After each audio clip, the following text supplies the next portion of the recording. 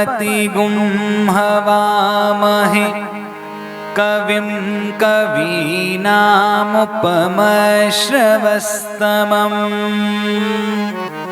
ज्येष्ठराजं ब्रह्मणां ब्रह्मणस्पत आनः शृण्वन् नोतिभिः सीदसादनम् प्रणो देवी सरस्वती वाजेभिर्वार्जिनीवती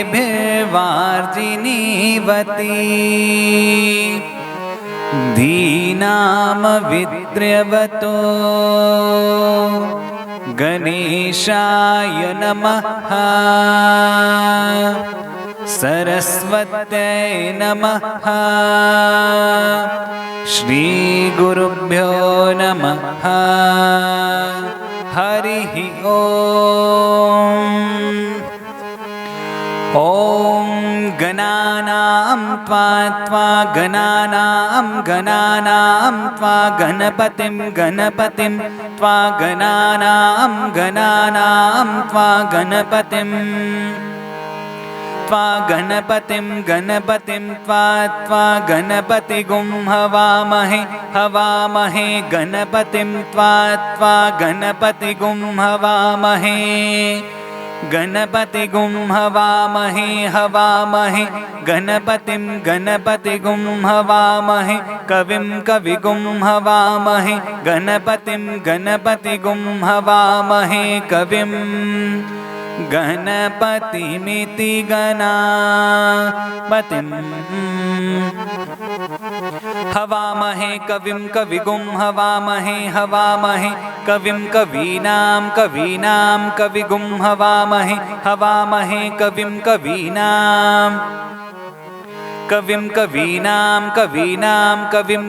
कवीनामुपमश्रवस्तमम्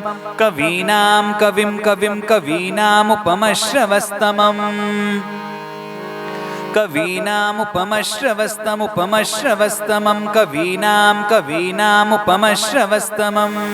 भागवत जी के महात्म्य में सूत जी महाराज कह रहे हैं, देखिए 7 दिन में हम इस यात्रा में सम्मिलित होंगे। कुछ नियमों का सब लोग ध्यान रखिए। सर्वप्रथम मोबाइल का प्रयोग आपने नहीं करना। यहाँ पर बैठकर विशेषता महत्ता कथा की है, बड़ी कृपा करके प्राप्त होता है। और सूत जी तो स्पष्ट कह रहे हैं कि जन्मांतरे भवेत पुण्यम तदा भागवतम लभेत। जब आपके अनेक जन्मों के पुण्य संस्कार उदित होते हैं तब आपको श्रीमद् भागवत रूपी कथा का रसास्वादन करने का अवसर प्राप्त होता है। तो हमें इसको यूटिलाइज करना है। ये जो 3 घंटे में प्राप्त हो रहे हैं, इसका प्रत्येक क्षण भगवान के श्री चरणों के अंदर हम समर्पित करें, क्योंकि मन की गति कुछ ऐसी है, मन दौड़ता है ना। तो उसको थोड़ा संभाल कर कि प्रभु, हमारी प्रार्थना है कि जन्म जन्म बीत गए, इस मन को दौड़ते दौड़ते आपकी ये कृपा प्रसादी प्राप्त हो रही है। 7 दिवस के लिए आप हमारे इस घर को वृंदावन बना रहे हैं, क्योंकि 7 दिन आप ऐसा भाव लेकर बैठिए कि ये वृंदावन है। आप इस भाव के साथ यहाँ बैठिए कि प्रभु, ये आपका घर है, मैं आपकी परिचारिका हूँ, मैं आपकी सेविका हूँ। इस भाव के साथ वहाँ का रसास्वादन करें। मन की गति ऐसी, बैठेंगे सत्संग में लगेगा एक कब ये बाहर चक्कर लगा के आ जाए पता नहीं चलता। बड़ी संभल कर चलने की यात्रा है। सर्वप्रथम फर्स्ट ऑफ ऑल हमें धन्यवाद देना है, पर वो आपने बड़ी कृपा करके ये जो अवसर हमें प्रदान कर रहे हैं। श्रीमद् भागवत के रूप में साक्षात श्री कृष्ण ही हमारे घर में पधार रहे हैं। वो 7 दिन फिर वो अकेले नहीं आते। भागवत के मंगलाचरण में वेद व्यास जी कहते हैं, यत्र त्रिसर्गो मृषा धामना स्वेन सदा नृस्तकुहकम सत्यम परम धीमहि। वो परम सत्य परमात्मा जिस रूप में यहाँ पर पधार रहे हैं, ये भगवान का वांगमयी स्वरूप है। तो ऐसा अनुभव करें, ऐसा फील करें कि साक्षात श्री कृष्ण यहाँ है,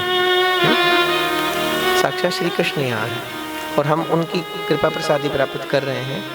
तो इस धरती को नमन करें। और इसके साथ साथ में बड़ा शुभ अवसर चल रहा है, महाकुंभ का अवसर है यहाँ पर। आप में से भी कई लोग हो सकते हैं प्रयागराज जाके आए हैं। कौन कौन गए अभी?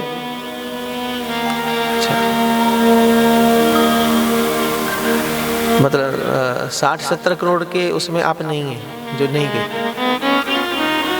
हैं। नहीं, वो तो अच्छा है। देखो बड़ी विशेषता है महाकुंभ की। इस वक्त तो पूरे विश्व का जो एक न्यूक्लियाई पॉइंट है वो प्रयागराज है। जाने वाला हर व्यक्ति मन के अंदर कुछ मंगल कामनाएं लेकर जाता है, और सबसे पहला जो वो मंगल कामना उसके भीतर में है, सर्वप्रथम जो इच्छा उसके मन के अंदर है वो एक ही है कि त्रिवेणी में स्नान करना है। इतनी भीड़ में सब लोगों का लक्ष्य एक ही है कि हमें त्रिवेणी में स्नान करना है। वहाँ त्रिवेणी है, कौन कौन? गंगा जी हैं, यमुना जी हैं और सरस्वती।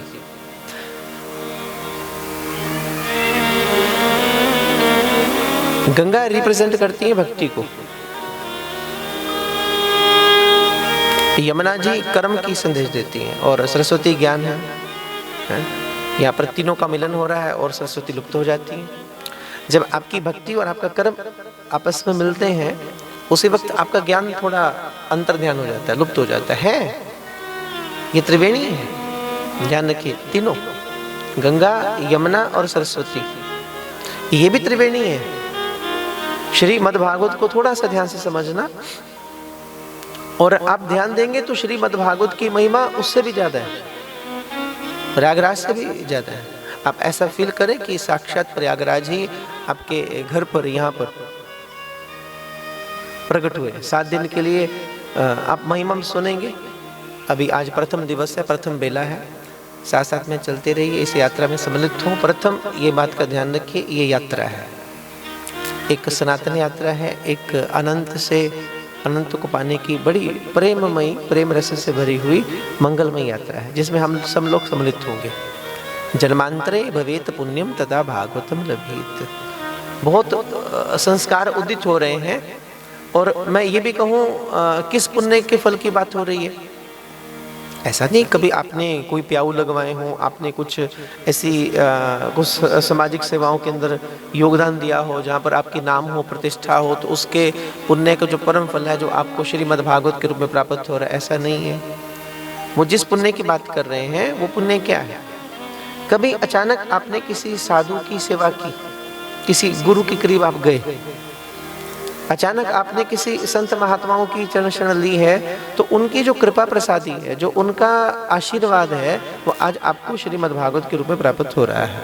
हमारी वाणी कहती है एक ओंकार सतगुरु प्रसाद, कि आप संसार की कोई प्रतिष्ठा की प्राप्ति अपने प्रयास से कर सकते हैं। आपने मेहनत की है, आपने पुरुषार्थ किया है, आप कुछ भी प्राप्त कर सकते हैं संसार में, किसी प्रतिष्ठा को प्राप्त कर सकते हैं। आप जितना चाहे धन कमा सकते हैं, आप बंगला, गाड़ी, कोठी कमा सकते हैं, लेकिन सत्संग की प्राप्ति, श्रीमद् भागवत की कथामृत की प्राप्ति कब होती है? जब केवल और केवल गुरु कृपा करता है। और श्रीमद् भागवत के 10वें स्कंद में गोपिका गीत के 9वें श्लोक में गोपिकाएं कह रही हैं, इस श्लोक को ध्यान रखिए और इसका भाव भी समझिए। तब कथामृतम तप्त जीवनम कविभिरीडितम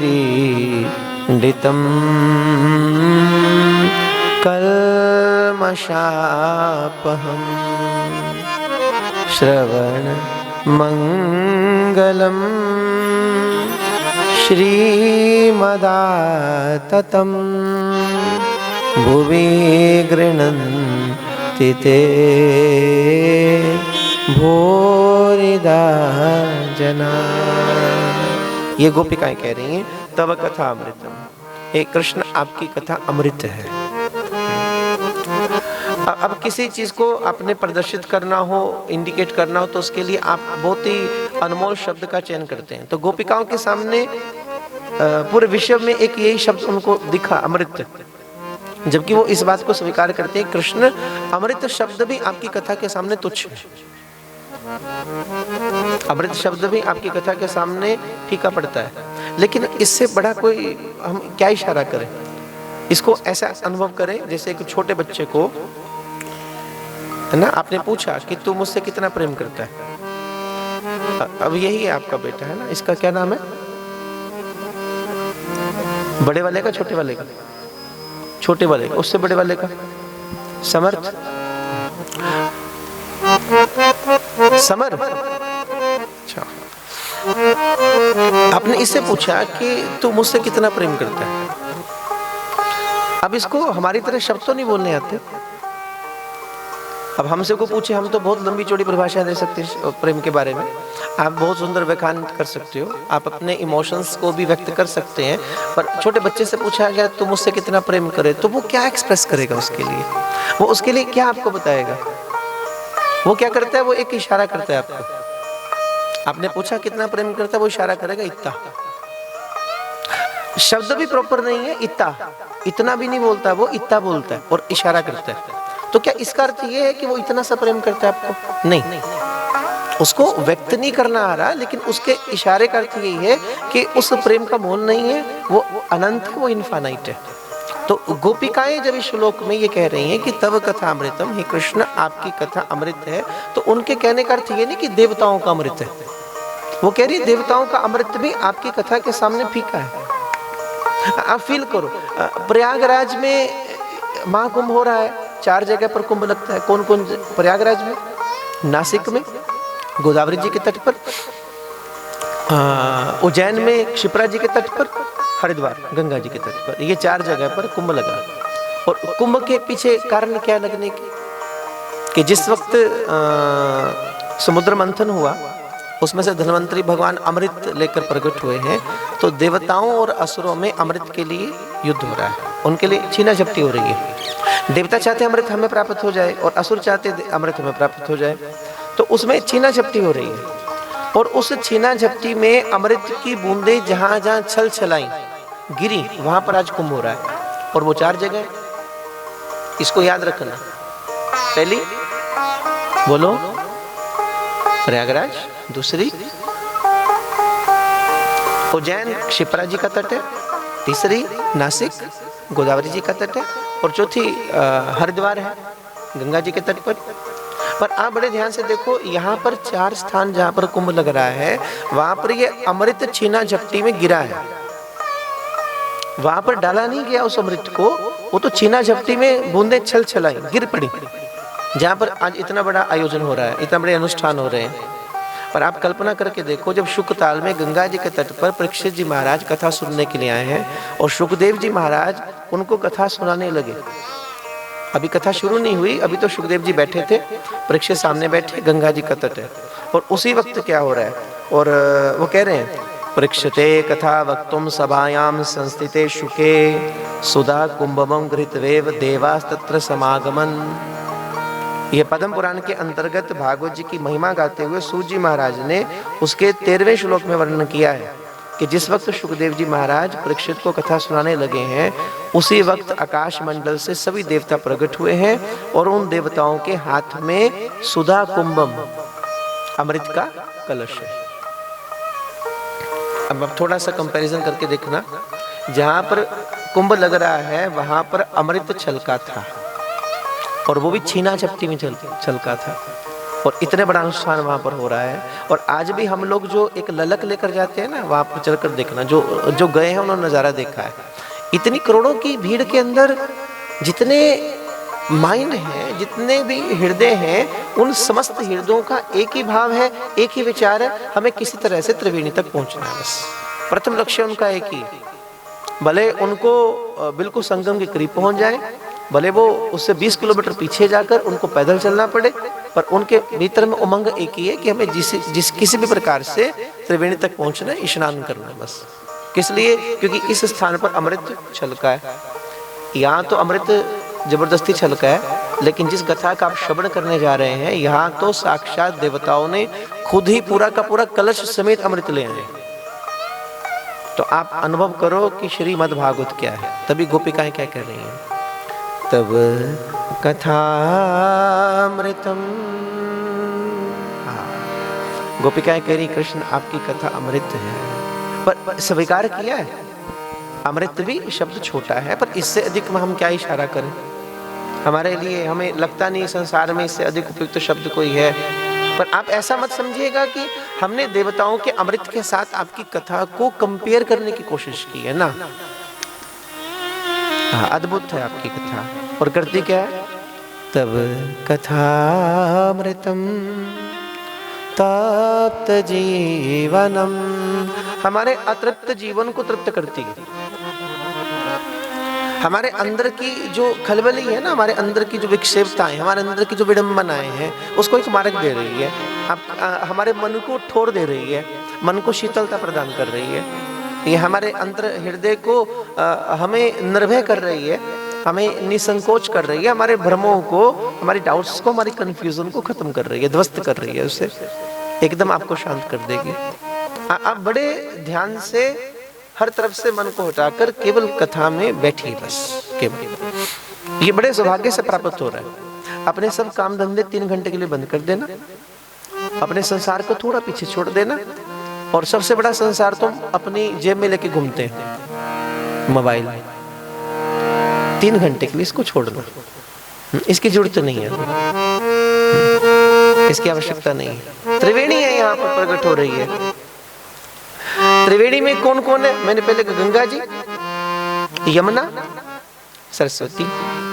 अच्छा ये बताइए, श्रीमद् भागवत में मूल रूप में किसकी लीलाएं हो रही हैं? श्री कृष्ण की। आप सभी जानते हैं श्री कृष्ण की हैं। श्री कृष्ण की लीलाएं कहां पर हुई हैं? यमुना जी के तट पर। कृष्ण की लीलाएं कहां हो रही हैं?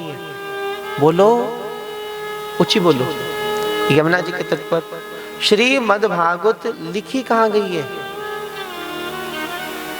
श्रीमद् भागवत लिखी कहां गई है? बद्रीनाथ जी में सरस्वती जी का उद्गम स्थल है। सरस्वती के तट पर बैठकर वेद व्यास जी ने इस कथा को लिखा है। कृष्ण की लीलाएं हुई कहां है? माने जो भागवत में अंतर्गत लीलाएं हैं, वो सभी लीलाएं कहां पर हो रही हैं? यमुना जी के तट पर। लिखी कहां गई है? सरस्वती के तट पर। और इसको सबसे पहले सुखदेव जी के द्वारा गाया कहां पर गया है? गंगा जी के तट पर। तीनों है। ये कथा गाई गई गंगा जी के तट पर, लिखी गई सरस्वती जी के तट पर, और इसकी लीलाएं हुई कहां पर है? श्री यमुना जी के तट पर। त्रिवेणी है, तीनों है। और इस कथा को श्रवण करने से ये नारद जी तीनों को प्रकट कर रहे हैं हर हृदय के अंदर। किसको? भक्ति, ज्ञान और वैराग्य को। ये तीनों प्रकट हो रही हैं। और फिर ये तीनों भगवान का स्वरूप है। गंगा जी कहां से प्रकट हो रही हैं? श्री ठाकुर जी के चरणों से।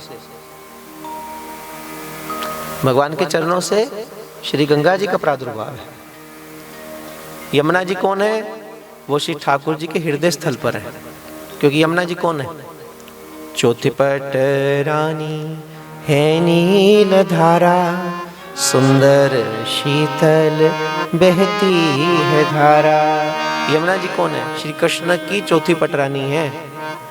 चौथीपट रानी है नील धारा, सुंदर शीतल बहती है धारा।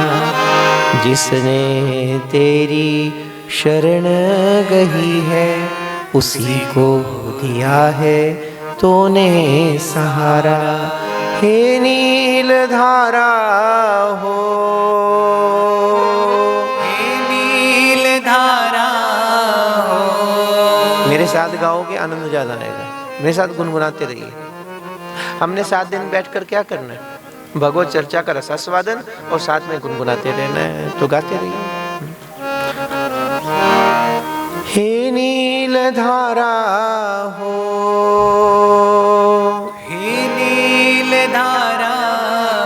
माइक बंद करो, इकट्ठे गाओ। हे नील धारा हो, हे नील धारा हो। तेरा ही सहारा हो, यमुना का किनारा हो, प्रीतम प्यारा हो, यमुना का प्रीतम प्यारा। गंगा जी का प्रादुर्भाव श्री ठाकुर जी के चरणारविंद से। यमुना महारानी भगवान का हृदय स्थल है। और सरस्वती ज्ञान की देवी, वो कहाँ से है? भगवान के मस्तिष्क से। त्रिवेणी है। और फिर इसको प्राप्त करके, इस अमृत की प्राप्ति करके भक्ति, ज्ञान और वैराग्य, भागवत में 4 शब्द है ना, भ ग व और त। भ माने भाव भक्ति, ग माने ज्ञान, व माने वैराग्य और त माने त्याग। सबसे पहले त्याग ही आता है, सबसे पहले त्याग आता है। कैसे? आपके पास 24 घंटे हैं, आपने उनमें से अपने समय का त्याग करके यहाँ पर बैठे हो। आप अपना घर बार छोड़कर बैठे हो, अपने काम धंधा सब छोड़कर बैठे हो, तो पहले तो त्याग ही किया है ना। और सबसे बड़ी कीमती बात, 3 घंटे आपको मोबाइल त्यागना पड़ेगा, जो सबसे मुश्किल काम लगता है ना। लेकिन अपने मन से कहना, मैं फिर कहूँ मन की गति कैसी। ये मन बड़ा चंचल है, तेरा भजन करूं कैसे, जितना इसे समझाऊं, जितना इसे समझाऊं, उतना ही मचल जाए राधे तेरे चरणों की। श्यामा तेरे चरणों की, थोड़ी धूल जो मिल जाए,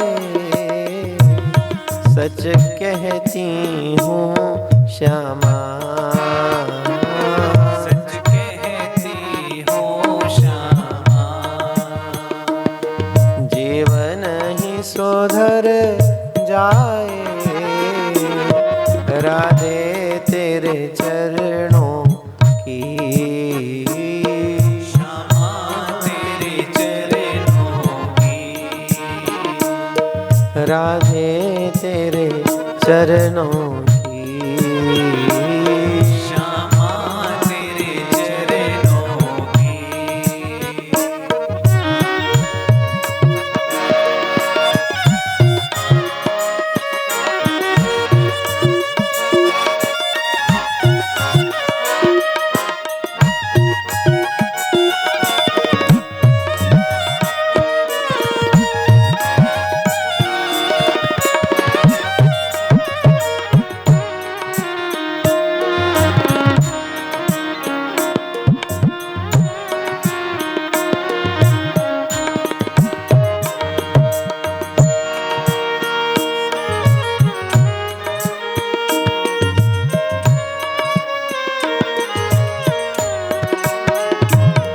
सुनते हैं तेरी रहमत, दिन रात बरसती है। सुनते हैं तेरी रहमत, दिन रात बरसती है।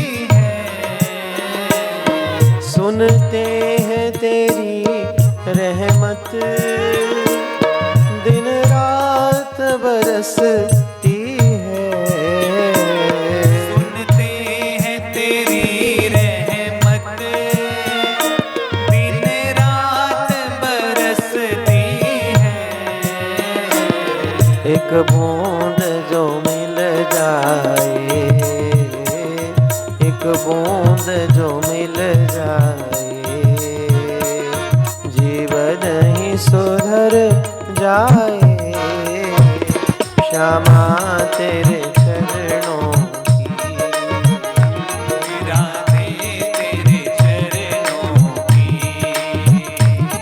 थोड़ी धूल जो मिल जाए, सच कहती हूँ श्यामा, सच कहती हूँ श्यामा, जीवन ही सुधर जाए